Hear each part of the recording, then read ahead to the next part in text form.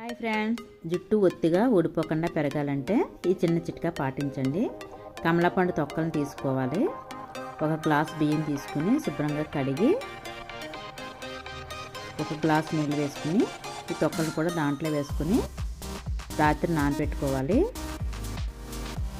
మర్నాడు ఈ విధంగా నానిపోయిన వాటిని ఒక మిక్సీ జార్ తీసుకుని బాగా మెత్తగా పేస్ట్ కింద చేసుకోవాలి. ఈ పేస్ట్ని కూడా ఈ బియ్యంలో కలిపేసుకుని ఆ రెండు బాగా కలిసేటట్టుగా కలుపుకొని వడపోసుకోవాలి.